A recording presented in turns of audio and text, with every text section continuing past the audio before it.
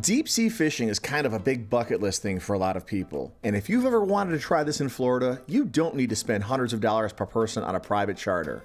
No, you're probably not going to reel in a giant marlin on a party boat, but you will get the thrill of fishing offshore without breaking the bank. I just spent 8 hours aboard the Gulf Queen, one of the Queen Fleet's party boats out of Clearwater Beach. And today I'm going to tell you everything you need to know before you decide to go on your first deep sea fishing trip.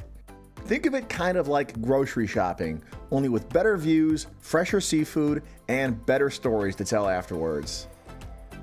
Let's start with the price. Everybody wants to know what this is going to cost. Half-day trips are 4 hours, and that's $62 for adults, $37 for kids under 12, plus $5 for the rod rental. For the full day, 8-hour trip, it's $89 for adults, $59 for kids, and the rod rental on that is $10. Bait is included, and you get to keep all your fish. So if you love seafood and you had a pretty good day out there, congratulations, you just went grocery shopping. But with sea spray and seagulls for company, and hopefully you had a lot more fun doing it. Now these prices are specifically for the Queen Fleet in Clearwater, but you'll find similar party boats all around Florida's coast at about the same rate, give or take. And compared to private charters, which can run hundreds of dollars per person, this is a relatively affordable way to check out deep sea fishing and check it off your bucket list. Now this is probably the most important thing you need to know about these boats, and that is don't be late. I cannot stress this enough. Don't be late. Don't be late for the boat. Hey, have I told you? Don't be late. If your ticket says 9 a.m., they don't mean 9:10. They don't mean 9:06 a.m. They don't even mean 9:01 a.m. They mean 9 a.m. sharp.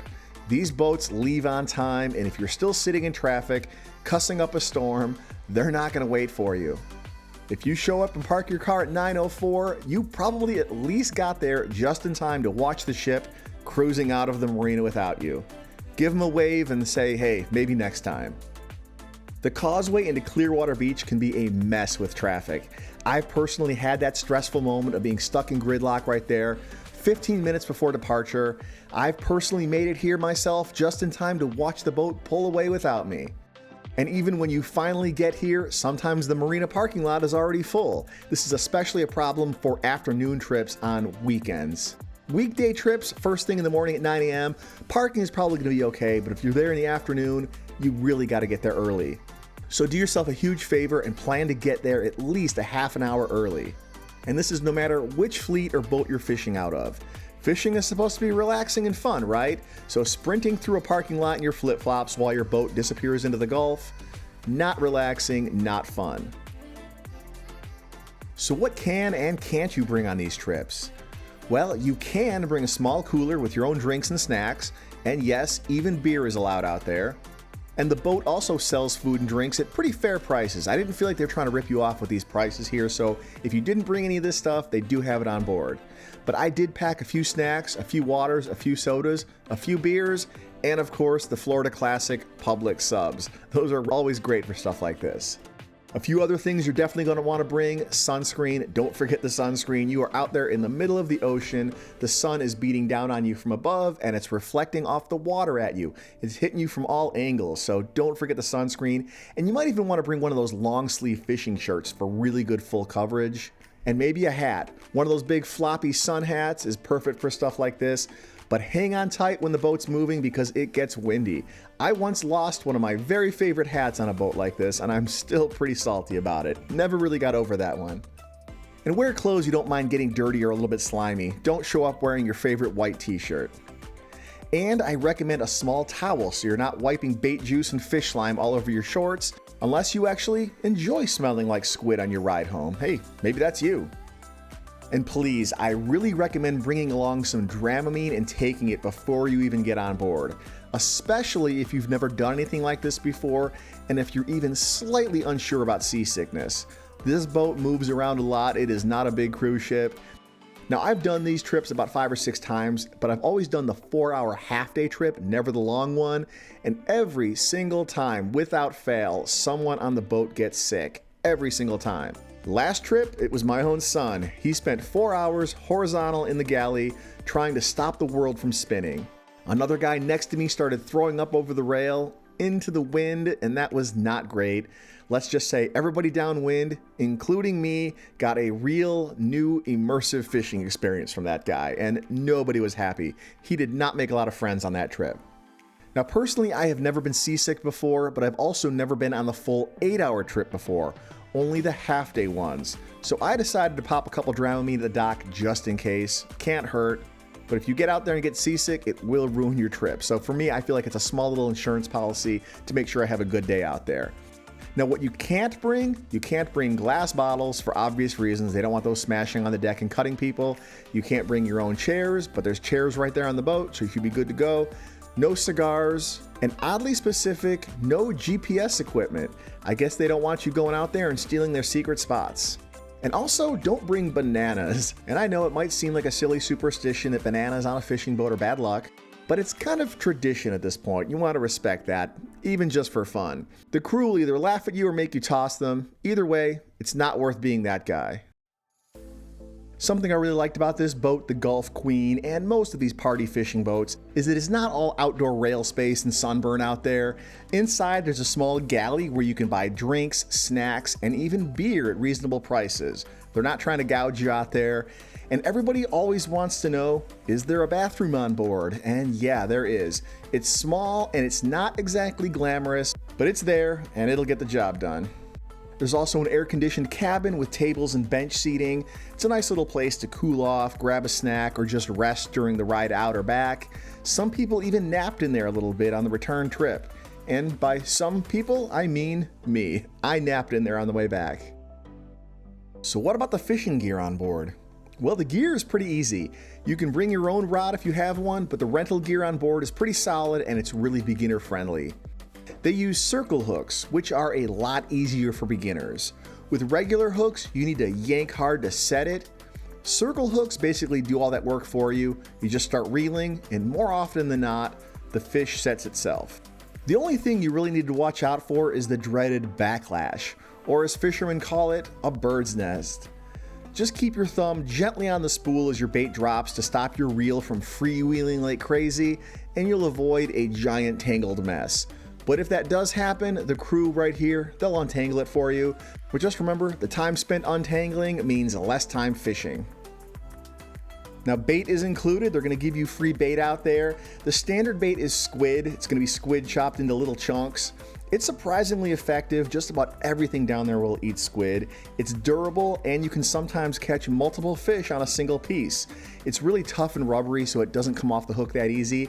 And sometimes you can catch one fish, your squid is still on the hook, just throw it back down there again. No need to rebait. But if you want a little bit of an edge, you can bring your own bait. You can bring some shrimp. One guy on our trip here showed up with about 10 dozen live shrimp. He bought them at a bait shop right outside the boat, and he probably caught more fish than just about anyone out here. He even landed a couple hogfish, which another passenger described as the filet mignon of the sea. And considering hogfish sells for about 30 bucks a pound, that guy's cooler must have been worth a fortune. The downside there though, shrimp are pretty fragile, they fall off easily, and you're rebaiting constantly after every little nibble that doesn't end up with a fish on the line. Squid stays put and it's easy for beginners.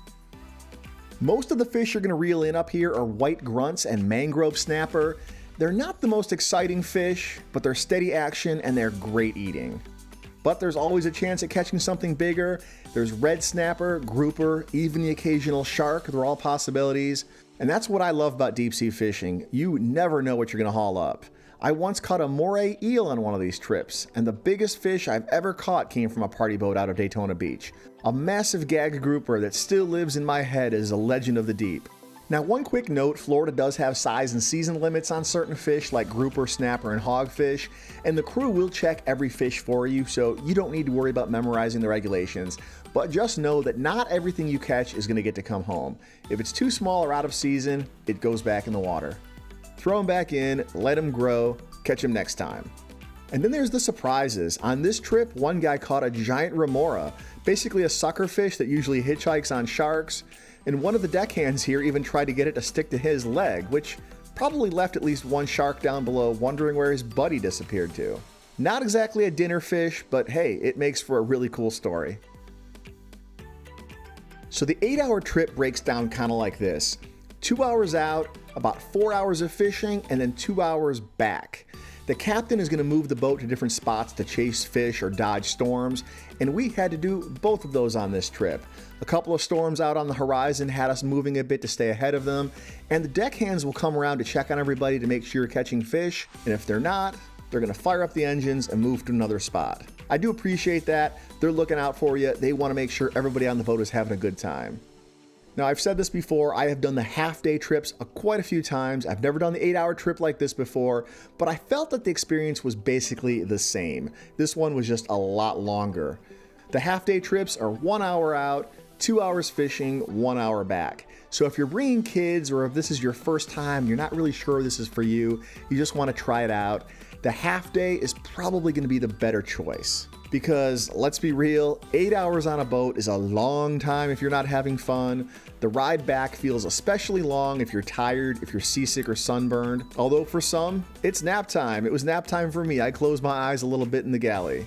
For others, it's just time to gaze onto the horizon or do a little dolphin spotting and flying fish watching.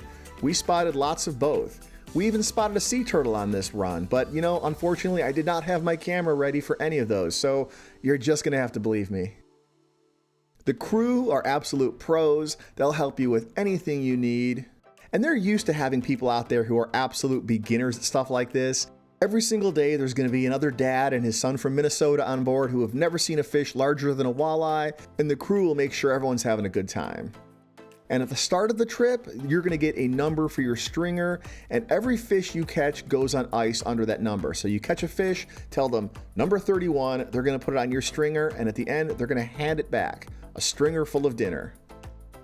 And then after the trip, back at the dock, the crew will fillet your catch for a small fee, or you can just take them home as they are and DIY it. But it is kind of fun to watch, and the pelicans right here, they're going to line up for scraps like it's a free buffet. And the crew, they work really hard, and they do work for tips, and they earn every dollar. These guys are a lot of fun. They're very friendly, and they work hard. So bring a little extra cash if you can. The galley on board also only takes cash too. They don't have a credit card machine or take Venmo on the boat. And on the way out there myself, I discovered that I didn't have any cash in my wallet with me because it's 2025 and nobody carries cash anymore. And I didn't want to stop at the ATM because I was too worried about being late, because being on time for this thing is the most important tip I can tell you. I can't stress that enough. But thankfully, our deckhand took Venmo. I said to him, I go, hey man, I don't have any cash. Do you take Venmo? And he said, yeah, which saved me the embarrassment from being that guy trying to avoid eye contact while leaving the boat as quickly as possible and hoping to scoot away unnoticed. So bring a little bit of extra cash for tips and for the galley. So did I think this was worth it, the 8-hour trip? Well, it's roughly $100. You get a full day on the Gulf, a shot at some incredible fish, some seafood to bring home, and stories you can tell people. Yeah, it can be a long day, especially if you get seasick. 8 hours though, I felt like was a pretty good amount of time. I do wish the trip back in was a little bit shorter. 2 hours out isn't too bad because it's exciting, it's fun, you're glad to be out on the water. But after the day, you're pretty tired, and that 2-hour ride back in can get a little bit long. But if you're up for the adventure, Florida's party boat deep sea fishing trips, I think they're definitely worth trying at least once to see if this is your thing and to check it off that Florida bucket list. So there you go, everything I think you need to know before you try deep sea fishing in Florida. Have you ever done anything like this? Let me know in the comments and let me know what you caught. Did you ever catch a really big fish on one of these trips, or did you come up empty? I sure hope not. And if you enjoyed this video, don't let it be the one that got away. Click subscribe and reel in more Florida adventures every week. Thanks for watching, stay safe, and I'll see you around the Sunshine State.